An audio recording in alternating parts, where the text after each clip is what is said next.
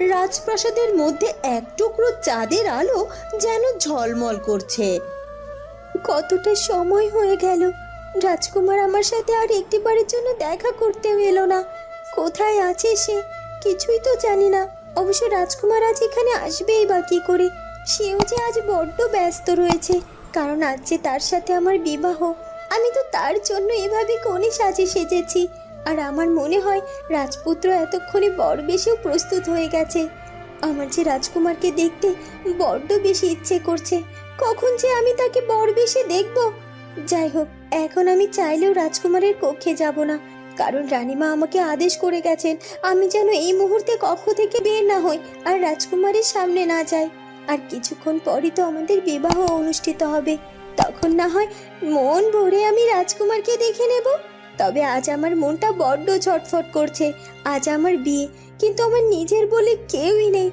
কেউ আমার পাশে এসে দাঁড়িয়ে আমাকে আশীর্বাদও করবে না। তখনই সেখানে ফুলপরি এসে হাজির হয়ে যায়। ফুলকুমারী তো ফুলপরীকে দেখে ভীষণ খুশি হয়। কে কে বলেছে তোমার কেউ নেই ফুলকুমারী? এই তো আমি আছি। আজ থেকে আমি তোমার বড় দিদি আর তুমি আমার ছোট বোন। তোমার বিবাহের জন্য আমি তোমাকে স্বাগত জানাতে এসেছি।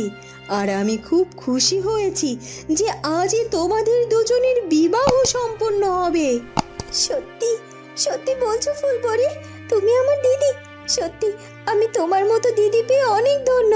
দিদি, তুমি আমাকে আশীর্বাদ করো, আমি যেন রাজকুমারকে সাথে করে চিরকাল সুখে থাকতে পারি। কুমারী, আমি তোমাকে অবশ্যই আশীর্বাদ করি তুমি যেন সব সময় কুমারীর সাথে সুখে জীবন পার করতে পারো।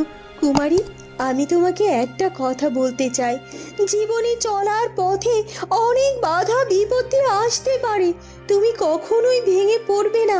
মন শক্ত করে সেই বাধা বিপদকে মোকাবেলা করবে, দেখবে তুমি অবশ্যই জয়ী হবে ফুলকুমারী। ঠিক আছে দিদি, তোমার কথা আমার সব সময় মনে থাকবে। এরপর ফুলপরি ফুলকুমারীকে আশীর্বাদ করে সেখান থেকে চলে যায়। ওদিকে কালো কাপড়ে মুখ বেঁধে সুমন দুজন লোককে সাথে করে রাজপ্রাসাদের ভেতরে হাজির হয়।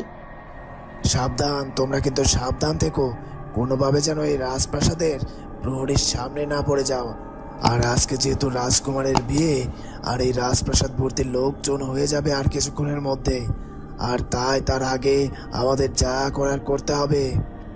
কিন্তু কিভাবে কি করবো বলুন তো? আমাদেরকে আগে কুমারীর কক্ষে যেতে হবে।